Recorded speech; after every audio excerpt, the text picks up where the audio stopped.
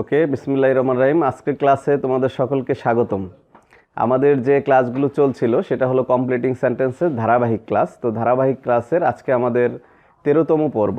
তো এই পর্বটা আমরা একটু ভিন্নভাবে সাজিয়েছি। প্রত্যেক দিন আমরা যেরকম রুলস থেকে উদাহরণ যাই, তো আজকে আমরা কতগুলো এক্সাম্পলস দিছি, এই এক্সাম্পলসগুলো কমপ্লিট করব। দেন তারপরে আমরা এখানে কোন রুলটা অ্যাপ্লাই হয়েছে সেটা শেখার চেষ্টা করব। ঠিক আছে? তাহলে চলো বন্ধুরা, আমরা আজকে দেখি আমাদের বোর্ডে কোন কোন উদাহরণগুলো রয়েছে। প্রথমে লক্ষ্য করো, he will shine in life provided that. তাহলে এই অংশটা আমার এখানে দেয়া আছে, he will shine in life provided that. তো আমি এই সামনের অংশটা অলরেডি পূরণ করে দেব, তারপরে আমরা রুলটা বের করার চেষ্টা করব। লক্ষ্য করো, he will shine in life provided that he works hard. He works hard. আচ্ছা, এখন প্রশ্ন হলো আমরা এটা কিভাবে করলাম। আমরা কিন্তু প্রথম কম্পিটিং ক্লাসের মধ্যে একটা জায়গায় ইফ কন্ডিশনাল পড়েছিলাম।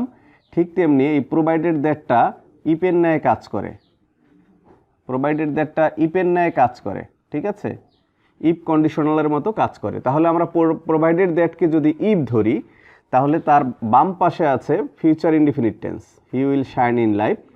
তাহলে তার ডান পাশে হবে প্রেজেন্ট ইনডিফিনিট টেন্স। এই জন্য সিকোয়েন্সের সাথে মিলিয়ে যে সে জীবনে উন্নতি করবে যদি সে কঠোর পরিশ্রম করে, তাহলে আমরা এখানে একটা প্রেজেন্ট ইনডিফিনিট টেন্স দিয়েছি।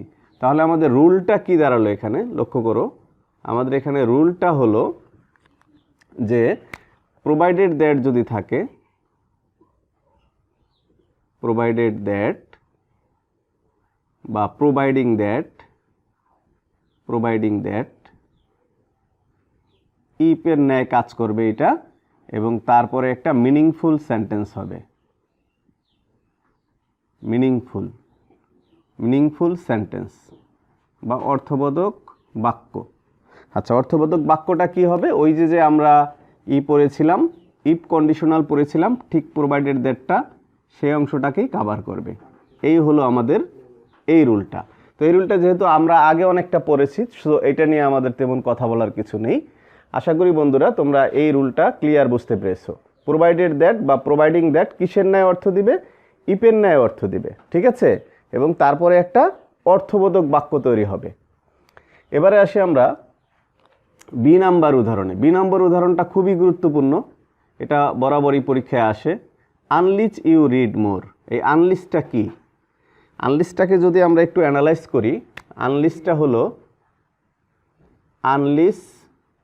আনলিচ ইকুয়াল টু হলো ই প্লাস নট।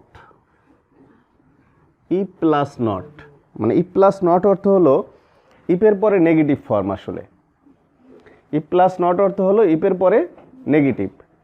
ওকে, লক্ষ্য করো, আনলিচ ইকুয়াল টু হলো ই প্লাস নট, অর্থাৎ ইফের পরে নেগেটিভ হবে। যেমন অর্থটা কি হবে লক্ষ্য করো, যে unless you read more. Unless you read more, যদি তুমি না পড়ো। তাহলে আমাদের এখানে যদি আগে ইফ থাকতো তাহলে হতো যদি তুমি পড়ো, কিন্তু আনলিচ যখন হলো তখন এটা হয়ে গেল যদি তুমি না পড়ো। এই বাক্যটা কিন্তু নেগেটিভ হয়ে গেল। ইফ ডট ডট নট, এরপরে আমাদের ওই ইফের মতোই বাক্য মিলিয়ে দিতে হবে। যেমন আনলিচটাকে আমরা যদি ইফ ধরি, ইফ নট আছে কিন্তু নেগেটিভ আছে, কিন্তু ওই ইফের এই ব্যাপার স্যাপার আসলে এই গুণগুলো আমরা আগেই পড়ছি। তাহলে আনলিচের সাথে ইউ রিড মোর, এই ইউ রিড মোরটা কোন টেন্সে আছে? প্রেজেন্ট ইনডিফিনিট টেন্সে আছে। তাহলে তার পরের বাক্যটা কোন টেন্স হবে? ফিউচার ইনডিফিনিট হবে। তাহলে আমরা দিলাম যে ইউ উইল ফেল। তুমি ফেল করবে। You will fail in the exam বা you will fail. That's it. আচ্ছা, এখন বিষয় হলো এখানে মনে রাখার বিষয় কি, যে আমরা আনলিচের পরের যে অংশটা যুক্ত হয়েছে সেটা হয়েছে ইউ রিড মোর। এখন এই বাক্যটা যদি এভাবে থাকতো, আমি একটু এখানে লিখে দেখাই কিভাবে থাকতো। যদি আমাদের এই বাক্যটা এরকম থাকতো যে ইউ উইল ফেল, মাঝখানে আনলিচ থাকতো, তাহলে আমরা আনলিচের পরে কি দিতাম? তুমি ফেল করবে যদি না কি করো, তুমি রিড মোর বা ওয়ার্কস হার্ড যাই দিই আমরা, রিড মোর। আচ্ছা, যদি না, এখন এখানে তাহলে কি হলো, আনলিসের পরে একটা পূর্ণ বাক্য হলো, আনলিসের পরে পূর্ণ বাক্য। আমাদের এখানে রুলটা কি দাঁড়ালো, আমরা এখানে রুলটা লিখে দেই। রুলটা হলো আনলিসের পরে অর্থবোধক পূর্ণ বাক্য। আর মনে রাখতে হবে পূর্ণ বাক্যটা কিসের ন্যায় গ্রামার গঠন করবে, ইফ ক্লোজের ন্যায়। আমরা কিন্তু ইফ ক্লোজের ক্লাসটা পড়েছি, যারা আমরা ইফ ক্লোজের ক্লাসটা ভুলে গেছি তারা যেন আমরা ইফ ক্লোজের ক্লাসটা দেখে নেই চ্যানেল থেকে, ঠিক আছে? ইফ ক্লোজের ন্যায় এখানে কাজ করবে, বিষয়টা মনে রাখতে হবে। আর এখানে আরেকটা বিষয় আমাদের তারকা চিহ্নিত মনে রাখতে হবে, সেটা হলো যে এই আনলিসের পরে কখনো নেগেটিভ হবে না, নেগেটিভ কিন্তু হবে না। যেমন এরকম হতে পারতো না, unless you do not read, এরকম হবে না কিন্তু, এটা কিন্তু খুব মনে রাখতে হবে, নেগেটিভ হবে না। এখন আনলিস ইউ ডু নট, কারণ আনলিস নিজেই একটা নেগেটিভ ওয়ার্ড, তোমরা তো জানো ডাবল ওয়ার্ড হয় না, ডাবল নেগেটিভ হয় না, ডাবল ইন্টারোগেটিভ হয় না, আনলিস নিজেই একটা নেগেটিভ ওয়ার্ড, অতএব আনলিসের পরে কখনো নেগেটিভ হবে না। আশা করি বিষয়টা তোমাদেরকে বোঝাতে পেরেছি। এবার চলে যাই আমরা 3 নাম্বার উদাহরণে। হি অ্যাট ফিশ ইনস্টিড অফ। দেখো এখানে আমি মেনশন করতেছি ইনস্টিড অফকে, ইনস্টিড অফ অথবা এই ইনস্টিড অফের মতো আরেকটা ওয়ার্ড হলো ইন লিউ অফ। আর এই দুইটা ওয়ার্ডের বাংলা অর্থ হচ্ছে পরিবর্তে, ঠিক আছে? তাহলে হি অ্যাট ফিশ, সে মাছ খেয়েছিল, ইনস্টিড অফ পরিবর্তে, আমি একটা এই অংশটা পূরণ করলাম, মিট, মাংসের পরিবর্তে সে মাছ খেয়েছিল। তাহলে আমরা এই ইনস্টিড অফে আমাদের রুলটা কি দাঁড়ালো, রুলটা বের করতে হবে। আমাদের রুলটা দাঁড়ালো এই যে ইনস্টিড অফ আছে, ইনস্টিড অফ বা ইন লিউ অফ, হ্যাঁ, in lieu of,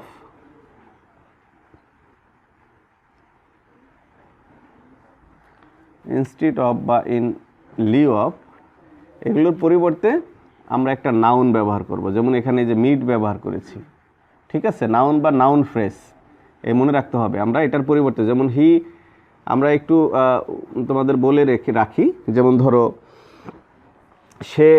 he like history, সে ইতিহাস পছন্দ করে, ইনস্টিড অফ লজিক, যুক্তির পরিবর্তে। He likes tea instead of coffee, সে চা পছন্দ করে কফির পরিবর্তে। তাহলে এখানে কিন্তু আমরা পূর্ণ বাক্য দিলাম। থিঙ্ক ইউরসেলফ, বিষয়টা একটু বুঝার, যে আমি বললাম এখানে হি ড্রিঙ্কস টি, এটা কিন্তু পূর্ণ বাক্য, হি ড্রিঙ্কস টি, এটা একটা পূর্ণ বাক্য না? তারপরে বললাম ইনস্টিড অফ, পরিবর্তের পরে কিন্তু আর পূর্ণ বাক্য না, পরে কিন্তু একটা নাউন বা একটা ওয়ার্ড বা একটা ওয়ার্ড ফ্রেজ। বুঝতে পেরেছি? এটাই হলো রুলস আসলে। আচ্ছা, এখন এখানে আসি আমরা। এখানে এটা লিখেছিলাম আই নো হিম, খুবই ইম্পর্টেন্ট একটা রুল, এটা আগে আমি পূরণ করে দিই, তারপরে কথা বলবো। I know him to be honest. তাহলে আমি যে অংশটা পূরণ করলাম সেই অংশটা হলো টু বি অনেস্ট। কিভাবে হলো? I know him to be honest, আমি তাকে সৎ বলে জানি। বাংলা অর্থটা হলো I know him to be honest, আমি তাকে সৎ বলে জানি। এখন আমি যদি এরকম বলি, আমি তোমাকে খারাপ বলে বিচার করি, তাহলে আই জাজ ইউ টু বি ব্যাড। বাক্যটা কি বুঝতে হবে, কিন্তু বাক্যটা কিভাবে চলতেছে, রিমেম্বার দ্যাট, খুব সহজ। এখন তাহলে এখানে আমাদের টু বির পরে কি হচ্ছে, একটা অ্যাডজেক্টিভ কিন্তু হচ্ছে। অনেস্টটা কি? অনেস্টটা একটা অ্যাডজেক্টিভ। তাহলে এখানে রুলটা খুব, এই রুলগুলোর মধ্যে এই রুলটা সবচেয়ে বেশি ইম্পর্টেন্ট। এখানে আমাদের এই যে নো আছে, নো ডট, তারপরে কি হবে, টু বি হবে, আর এই টু বির পরে একটা অ্যাডজেক্টিভ হবে। বিষয়টা মনে রাখতে হবে, টু বির পরে অ্যাডজেক্টিভ হবে। এটা কিন্তু আমাদের রুলস, এই রুলসটা খেয়াল করতে হবে, এই যে রুলসটা। এখন প্রশ্ন হলো তোমাদের যে কোন কোন ওয়ার্ডগুলোর পূর্বে, এই জন্য আমি আগে থেকে এখানে কিছু ওয়ার্ড লিখে রেখেছি। দেখো, feel, suppose, imagine, discover, know, জাজ, অ্যাজিউম। আন্ডারস্টুড? এই যে ওয়ার্ডগুলো আছে, এই ওয়ার্ডগুলোর পরে কি হবে, টু বি হবে। ওয়ার্ডগুলোর পরে কি হবে, টু বি হবে, তারপরে একটা অ্যাডজেক্টিভ হবে। আন্ডারস্ট্যান্ড? আচ্ছা, আমরা আরেকটা উদাহরণ দিয়ে ক্লিয়ার করি। যেমন লক্ষ্য করো,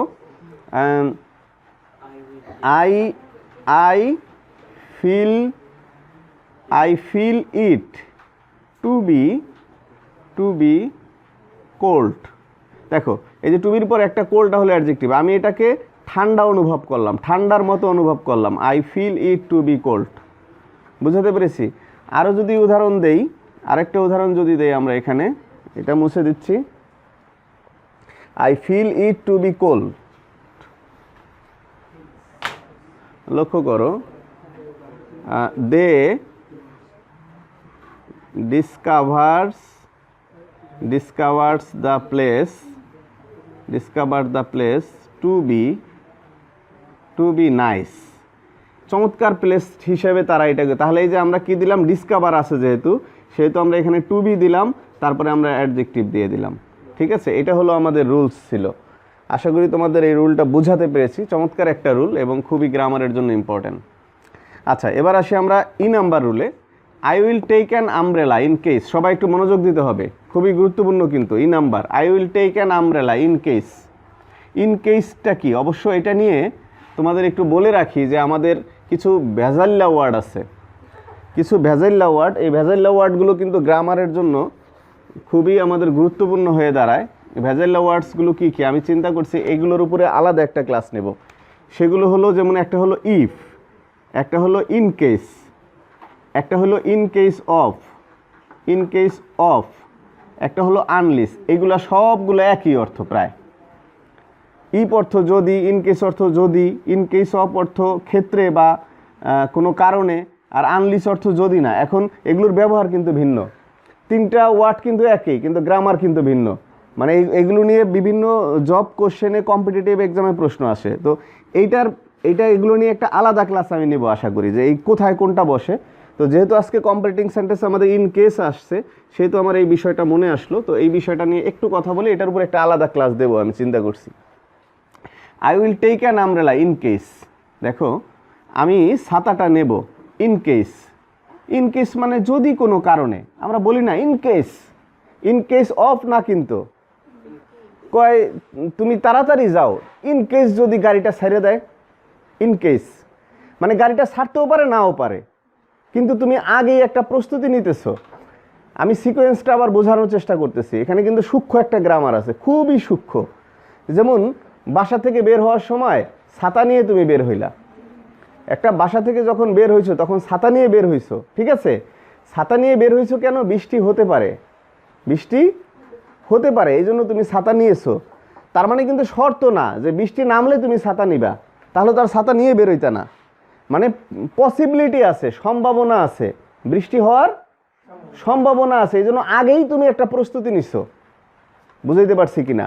সেই ক্ষেত্রে ইন কেস, ঠিক আছে? খুবই ইন কেস, সম্ভাবনা, পসিবিলিটি অর্থে আমি কি করব? আমি যাব ইন কেস তুমি যদি আসো। এখন এখানে কিন্তু দুইটা শর্ত, আগে কিন্তু পড়ছিলাম তুমি আসলে আমি যাব, তার মানে কিন্তু আগে ছিল শর্ত তুমি না আসলে কিন্তু আমি যাব না। আমি বলেছিলাম যদি তুমি আসো আমি যাব, এই কথা বলেছিলাম, ঠিক আছে? যে যদি তুমি আসো আমি যাব, এটা বলছিলাম আমরা ইফ ক্লোজে। কিন্তু ইন কেসের ভেতরে কিন্তু সেটা হবে না। ইন কেসের ভেতরে হলো কি, আমি বললাম যে যদি আমি যাব, ইন কেস ইউ কাম, যদি তুমি আসো, মানে কোনো কারণে তুমি আসলেও আমি যাব, না আসলেও আমি যাব, আমি যাবই। আচ্ছা, তাহলে এখানে দেখো I will take an umbrella, আমি ছাতাটা নেব, ইন কেস ইট রেইনস, যদি বৃষ্টি হয়। তাহলে আমরা এখানে কি করলাম? এই যে ইন কেসের পরে আমাদের রুল কি আসলো, এই রুলটা মনে রাখতে হবে যে ইন কেস দ্বারা কি বোঝায়? সম্ভাবনা বোঝায়, সম্ভাবনা। আর এটার পরে যে প্লাস দিয়ে বুঝাইলাম, ইন কেসের পরে কি বসবে? অর্থবোধক বাক্য। কিন্তু অর্থবোধক বাক্য বসবে, এই ব্র্যাকেট আমি একটু দিয়ে রাখি, এটা কিন্তু সবসময় প্রেজেন্ট টেন্সে হবে, জিনিসটা মনে রাখতে হবে। এই কথাটাই হলো এই জায়গার প্রেজেন্ট টেন্স, এটা এখানে প্রেজেন্ট টেন্স হবে, এটা কিন্তু ফিউচারে হবে না। যেমন I will take an umbrella in case it will rain, এরকম কিন্তু হতো না। যেমন এই বাক্যটা আমি একটু নিচে লিখে দেখাই, এখানে এরকম কিন্তু হবে না। যেমন ধরো আই টেক, ওই যে আই টেক অ্যান আমব্রেলা, এটা কিন্তু ইফ ক্লোজের সাথে মিলাইয়া ওই ফিউচার আর ইনডিফিনিটে গোলাই ফেলানো যাবে না। আই টেক অ্যান আমব্রেলা, হ্যাঁ, ইন কেস, লক্ষ্য করো এই যে ইন কেস, এই ইন কেস এখন এখানে প্রেজেন্ট আছে, তাহলে এটার যদি আমরা যদি ধরি পরেরটা ফিউচার হওয়ার কথা না, in case it will rain, এরকম কিন্তু দিতে পারবো না। মানে এই যে আমি যে বাক্যটা লিখতেছি এই বাক্যটা সঠিক না, ঠিক আছে, এই বাক্যটা হলো ব্যাঠিক। এই যে কাইটা দিলাম, বুঝাইলাম যে ইন কেসের পরে ফিউচার হবে না। ইন কেসের পরে কি হবে, আমার সাথে মনে মনে বলি, ইন কেসের পরে কি হবে, ফিউচার হবে। ইন কেসের পরে ফিউচার হবে, নো, ইন কেসের পরে প্রেজেন্ট হবে, এটা মনে রাখতে হবে। আর ইন কেস দ্বারা সম্ভাবনা বোঝায়, পসিবিলিটি বোঝায়, শর্ত বোঝায় না। ওকে, আমরা ইন কেসকে ক্লিয়ার করতে পেরেছি। আমরা অনেকগুলো রুল শিখতেছি আজকে। এরপরে দেখো পরের উদাহরণটায় আমরা চলে যাব। We will use generator, we will generator in case of. এখন ইন কেস অফ এটাকে দিয়ে আমরা পূরণ করবো। আমাদের এখানে কিন্তু ইন কেস অফ, আগেরটা পড়ছি ইন কেস, আর এটা কি ইন কেস অফ, একটা অফ বেশি আছে কিন্তু, ঠিক আছে। ইন কেস অফ হইল ক্ষেত্রে, ক্ষেত্রেটা কি খেয়াল করি, আমরা খেয়াল করি। আমার কাছে দুইটা জিনিস আছে, একটা হলো লাল লাল কলম, লাল কালির কলম, আর একটা হলো কালো কালির কলম, ঠিক আছে। দুইটা জিনিস আছে, লক্ষ্য করো। এই দুইটা জিনিসের মধ্যে আমি কি করব, আমি লাল কালির কলম ব্যবহার করব ইন কেস অফ রিমার্ক, মানে আমি লাল কালির কলমটা ব্যবহার করব কোনো জায়গাকে রিমার্ক করার জন্য, উল্লেখ করার জন্য, উল্লেখ করার ক্ষেত্রে, ঠিক আছে। আচ্ছা, আমি কালো কালির কলমটা নেব, হ্যাঁ, রাইটিংয়ের জন্যে ক্ষেত্রে, এরকম একটা বিষয়। আচ্ছা, আমি জেনারেটর চালু করব ইন কেস অফ, কোন ক্ষেত্রে করব জেনারেটর চালু, কোন ক্ষেত্রে করব, ইন কেস অফ বিদ্যুৎ চলে গেলে, ক্ষেত্রটা বুঝতে হবে, বিদ্যুৎ চলে গেলে, ঠিক আছে। তাহলে আমাদের ইন কেস অফ এর পরে লক্ষ্য করো, আমরা এটাকে আগে পূরণ করে দিই। উই উইল ইউজ জেনারেটর, আমরা জেনারেটর ইউজ করব in case of power failure, যদি শক্তি হয়। এখন প্রশ্ন হচ্ছে ইন কেসের পরে কি বসবে, আমাদের রুল তো হবে এইটা, রুল কি হবে, রুল হবে যে ইন কেস তো দিলাম sir, in case of, in case তো না, ইন কেস অফ, এটার পরে বসবে নাউন, এটার পরে বসবে কি নাউন, নাউন বা নাউন ইকুইভ্যালেন্ট। কথাটা আমরা একটু বোঝার চেষ্টা করি। একটা হলো নাউন, আর একটা হলো নাউন ইকুইভ্যালেন্ট। ইকুইভ্যালেন্ট মানে কি, নাউনের মতো, অনেকগুলো মিলে একটা নাউনের মতো কাজ করে, অথবা জিরান্ট হবে, ঠিক আছে। তাহলে ইন কেসের পরে বসছে এখানে কি, in case of power failure, power ফেইলারের ক্ষেত্রে আমরা জেনারেটর ইউজ করব, ঠিক আছে। নাউন হবে, অথবা আমরা জিরান্ট ইউজ করতে পারবো। জিরান্টটা তো একটা নাউনেরই কাজ করে, এই জন্য আমরা নাউন বললেই হয়ে যেত, তারপরেও বললাম। আশা করি তোমরা বুঝতে পেরেছো। তো আমরা এই রুলগুলোকে, আমরা অনেকগুলো রুল এখানে পড়লাম, রুলগুলোকে আমি আরেকটু সংক্ষেপে রিভাইজ করে দিচ্ছি। লক্ষ্য করো, প্রোভাইডেড দ্যাটটা হলো ইপের ন্যায় কাজ করবে, ঠিক আছে। লক্ষ্য করি আমরা সবাই এখানে, প্রোভাইডেড দ্যাটটা হলো ইপের ন্যায় কাজ করবে, এবং তারপরে মিনিংফুল সেন্টেন্স হবে, ইফ ক্লোজের মতোই হবে, এটা সরাসরি আমরা এটা আগের ক্লাসে করেছি। আনলিস্টটাও ইপের ন্যায় কাজ করবে, আনলিস্টটাও ইপের ন্যায় কাজ করবে, ইফ ক্লোজের ন্যায়। আমরা ইফ ক্লোজের উপর একটা চূড়ান্ত পূর্ণাঙ্গ ক্লাস নিয়েছি। আনলিস্ট কথার অর্থ হলো যদি ডট ডট না, যদি না। আর আনলিস্টের সাথে কোনো একটা অর্থবোধক বাক্য হবে, কিন্তু মনে রাখতে হবে আনলিস্টের পরে নেগেটিভ হবে না, আনলিস্টের পরে কখনো নেগেটিভ হবে না, এই বিষয়টা আমাদের খেয়াল রাখতে হবে। ইনস্টিড অফ বা in lieu of, instead of বা ইন লিউ অফ কথার অর্থ হচ্ছে পরিবর্তে। আমরা সবাই একটু এই রিভিউ ক্লাসটায় মনোযোগ দেব, যারা ক্লাসটা দেখছি। He ate fish instead of in lieu of, instead of আর ইন লিউ অফ অর্থ পরিবর্তে, তারপরে আমরা একটা নাউন ব্যবহার করব। যেমন হি অ্যাট ফিশ, উদাহরণ থেকে আমরা বের করব সে মাছ খেত ইনস্টিড অফ মিট, মাংসের পরিবর্তে, একটা মিটটা আমরা নাউন দিয়ে পূরণ করে দিয়েছি। এই রুলটা খুবই গুরুত্বপূর্ণ। I know him to be honest, তাহলে আই নো হিম, হ্যাঁ, আমি তাকে চিনি। এখানে আমাদের এই যে ওয়ার্ডগুলোর মধ্যে একটা আছে feel, suppose, imagine, discover, know, just, assume. তাহলে আমার এখানে নো আছে, নো থাকলে তার আমরা কি দিব, টু বি দিব, এই যে দিয়েছি টু বি, তারপর একটা অ্যাডজেক্টিভ খুঁজে আনবো। আমি যদি বলতাম আমি তাকে চিনি একটা ব্যাট হিসাবে, তাহলে আমরা ব্যাট দিতাম। আমি এখানে অনেস্ট দিছি, এরকম যেরকম অ্যাডজেক্টিভ আছে, নাইস দিতে পারতাম, ইন্টেলিজেন্ট দিতে পারতাম, টু বির পরে একটা অ্যাডজেক্টিভ দিয়ে দিব, শেষ কথা। I know him to be honest, এর উপরে আমি আরও কয়েকটি উদাহরণ দিছি। I will take an umbrella, এখানে আমরা ইন কেস মানে সম্ভাবনা বোঝাবে, এটা কিন্তু ইপের মতো না, যদিও অর্থগুলো একই। বলেছি in case, unless, in case of, এগুলোর উপরে একটা ক্লাস আলাদা নেব। I will take an umbrella, আমি আমব্রেলা নেব in case of it rain, যদি বৃষ্টি হওয়ার সম্ভাবনা থাকে, অর্থাৎ সম্ভাবনা আছে বলেই আমি ছাতাটা নিয়ে বের হবো। এখানে কি হবে, অর্থবোধক প্রেজেন্ট টেন্স হবে, ইন কেসের পরে মনে রাখতে হবে অর্থবোধক প্রেজেন্টের, অন্য টেন্স দিলে কিন্তু এটা কাটা যাবে।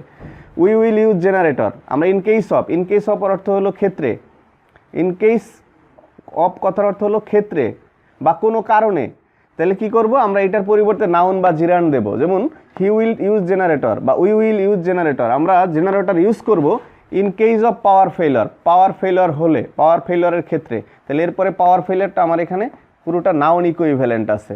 তো শিক্ষার্থী বন্ধুরা, এই ছিল আমাদের ক্লাস। মূলত গ্রামার হলো চর্চার বিষয়, চর্চা ছাড়া কিন্তু আমরা এগুলোকে করতে পারবো না। আর একটা গ্রামার শুধু একটা গ্রামার না, এর সাথে বেসিক লেভেলের গ্রামারগুলো জড়িয়ে আছে। তো আমি যেই ক্লাসগুলো নিচ্ছি এখানে একদম বেসিক লেভেলের গ্রামারগুলোর উপরেও ক্লাস নিচ্ছি। তোমরা আশা করি চর্চা করবে এবং বেশি বেশি পড়বে, তাহলে এটার উপর দক্ষতা অর্জন করতে পারবে। মূলত শুধুমাত্র একটা গ্রামার একটা ক্লাস দেখে একটু একটু হালকা পাতলা চর্চা করে গ্রামারে দক্ষতা অর্জন করা যায় না। তোমাদের বেসিক লেভেল থেকে শুরু করতে হবে এবং এই রুলসগুলো নিয়ে চর্চা করতে হবে, লিখতে হবে, পড়তে হবে, বারবার বলতে হবে। আর কোনো প্রশ্ন থাকলে স্যারের কাছে প্রশ্ন করতে হবে। তো যাই হোক, পরবর্তী ক্লাসের জন্য অপেক্ষা করো এবং এগুলো বেশি বেশি চর্চা করো, পেছনের ক্লাসগুলোকে রিভাইজ করো। টিল দেন, আল্লাহ হাফেজ।